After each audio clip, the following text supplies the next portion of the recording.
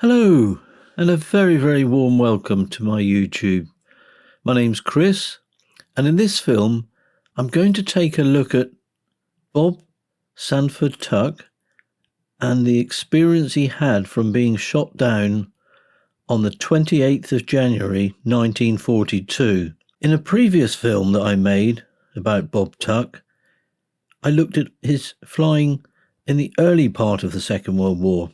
This film takes a look at his time from being shot down until he eventually reaches Stalag Luft 3 in Sargen. Stalag Luft 3 was located near the town of Sargen, which at the time was a German province, approximately 100 miles southeast of Berlin. The camp was built in a sandy area covered by pine forest, a location chosen for its sandy soil, which made tunnelling for escape very difficult. It was from Stalag Luft 3 that the mass breakout of Allied airmen from a high-security prison run by the Luftwaffe in March 1944 it's significant for the sheer impact it had on the German leadership and the way in which it embodied the will of Allied prisoners of war to resist Adolf Hitler's tyranny. Bob Tuck would spend the next 3 years in captivity as a prisoner of war. It was a cold, overcast day on the 28th of January 1942. Just after lunch, Bob Tuck and his great friend Peter Blatchford and Pilot Officer Harley of 401 Squadron appeared outside the mess and gathered in a conversational group, occasionally looking at the sky.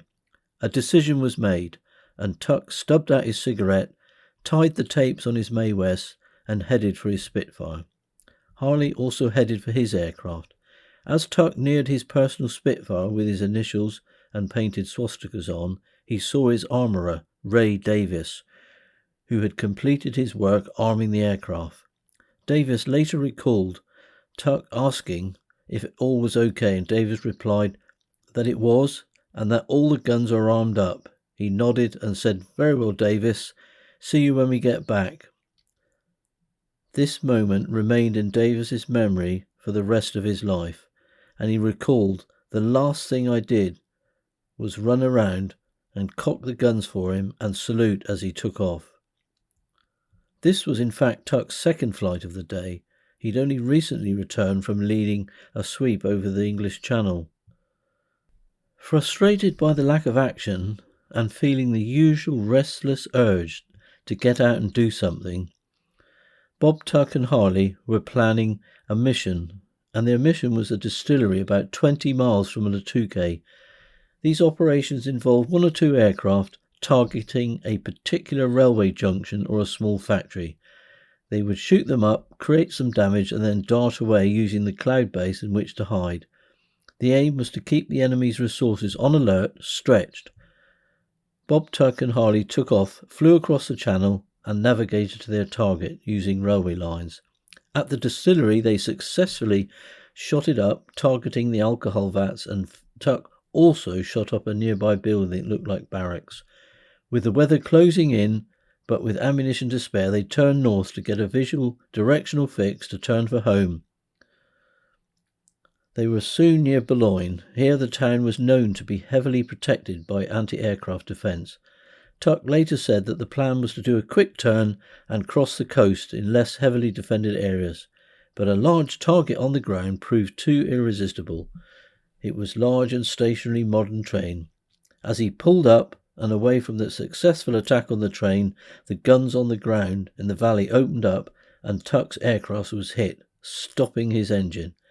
As he glided at speed, searching for a landing space, he saw a field. As he flew towards it, too late. He saw he was going straight towards some anti-aircraft batteries on the back of a lorry, and he had just a moment to aim for them and open fire, and then Tuck's Spitfire crash-landed, and he was thrown forward and hit his face on the gun sight. It was little comfort that by an amazing fluke in his last burst of gunfire, one shell had gone down the barrel of the gun battery and split it open like a banana, much to the amusement of the Germans. Tuck was taken away and held in a small cell with his damaged nose seen to by a German doctor.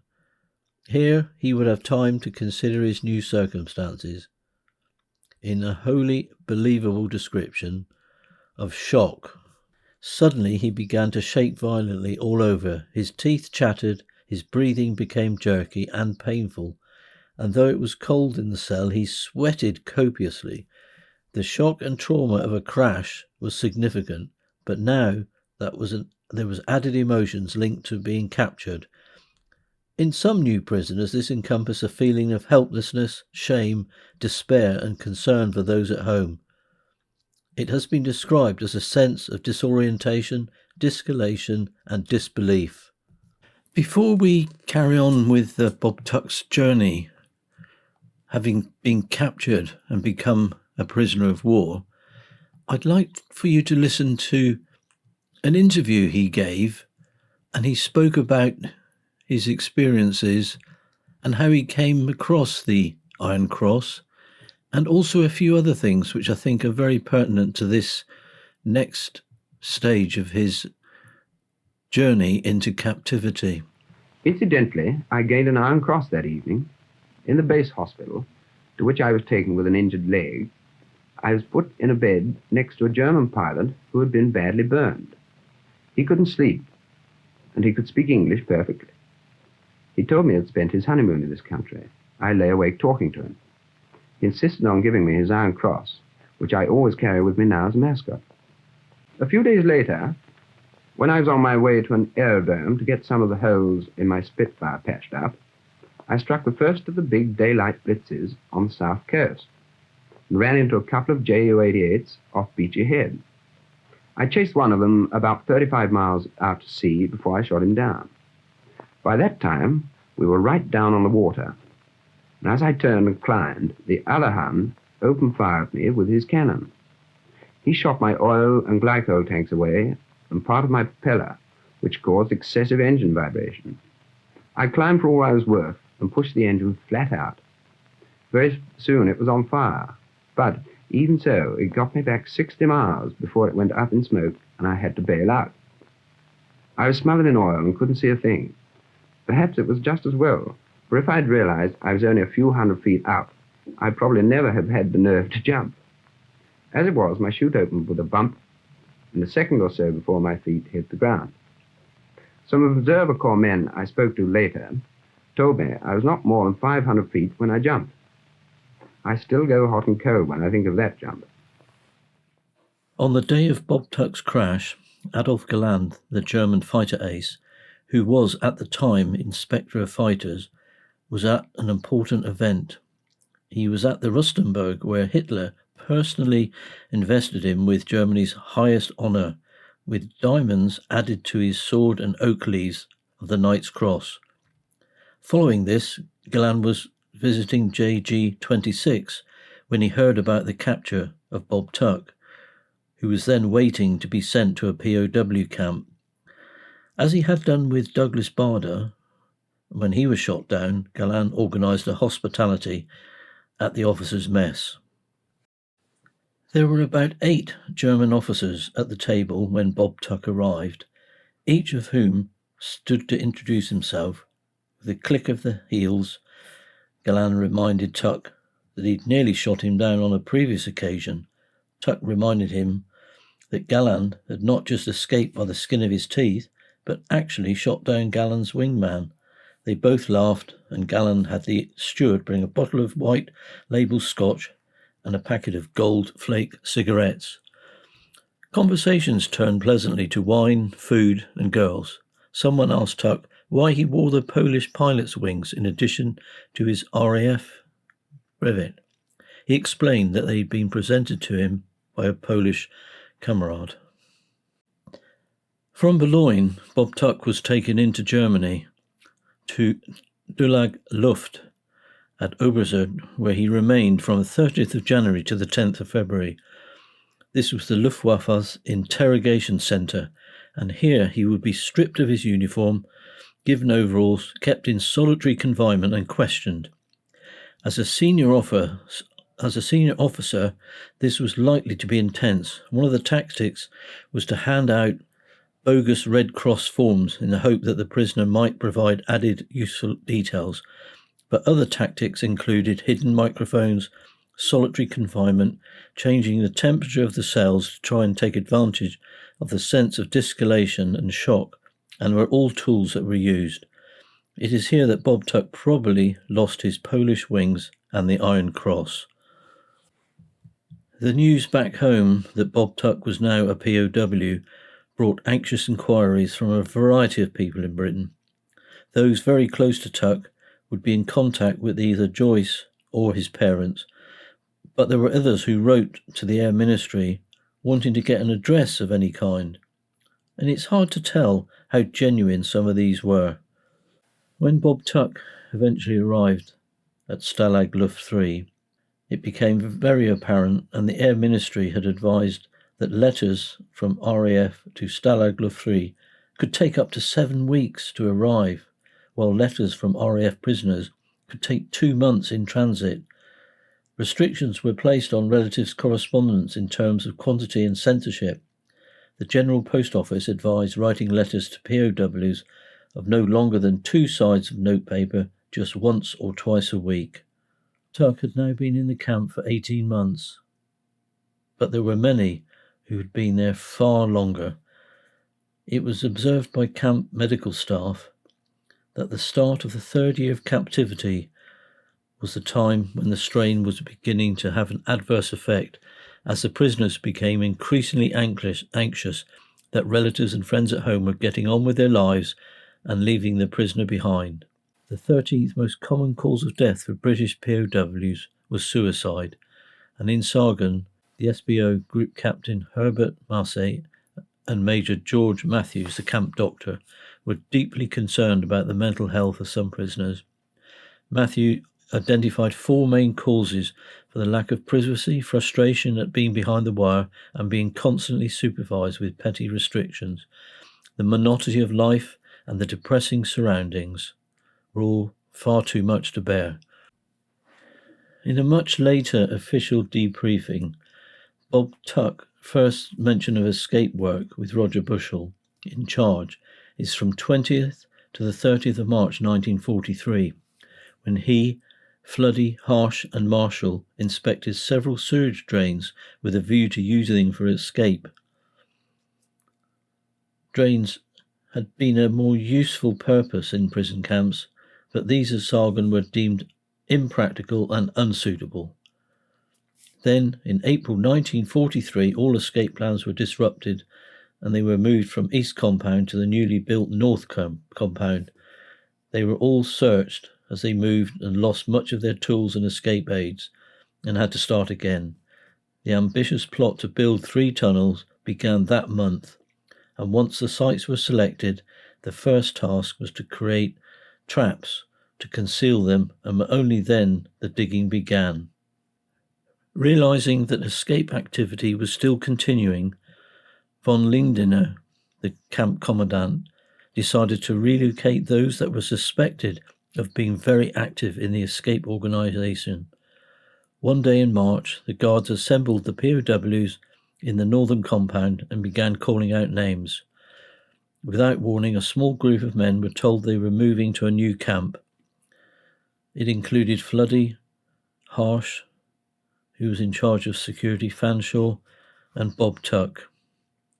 These were key men that they were lost without warning at a critical moment. Some of them completely harmless types who had nothing to do with it. The men were moved to a new camp at Balearia, which was opened in January 1944, and the SBO was Group Captain MacDonald from Bomber Command. He'd previously been in East Compound at Sargon. It was the usual hutted camp about 3 miles from Sargon and was on its own amidst some fields. This was the environment in which Tuck and the rest of the officers from North Compound arrived in early March 1944. Knowing what they had left behind, whether they were hoping to be among the chosen for the mass escape, Tuck was meant to be partnering Roger Bushell. They had worked hard for over a year to achieve the final project, and now they could do nothing. On the 24th of March, the mass escape from Sargon took place, and 76 prisoners went on the run. The news reached Balearia, and with the mixed feelings, everyone waited for more news. A few days later, Bob Tuck had an unexpected visitor. Post-war, Tuck had written to Roger Bushell's mother with a clear recollection of the movement. And as it turned out, a certain Feldwebel Clements came into my room in Balearia where I was shaving and stood there looking rather awkward whilst I continued shaving. He obviously had something on his mind and shuffled from one foot to the other, and after a moment of somewhat pregnant silence, he said, "Wing Commander, I know I shouldn't tell you this, but as you were a close friend of Roger Bushell, I think you would like to know." I, being naturally a bit wary of this man, merely replied, "Oh yes, that's that." He then said, "Well, it was extremely bad luck, but we caught Roger Bushell only 2 or 3 stations from Sargon, and it was such very bad luck as he was equipped with such extremely good clothing and forged papers." Knowing the seriousness of the situation, that Roger Bushell was in peril, Clements had made the visit from Sargon to Balearia to warn Bob Tuck.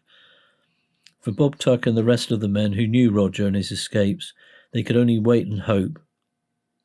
While they waited for more news, of course, that dreadful moment came when they heard that 50 POWs had been executed, including Squadron Leader Roger Bushell.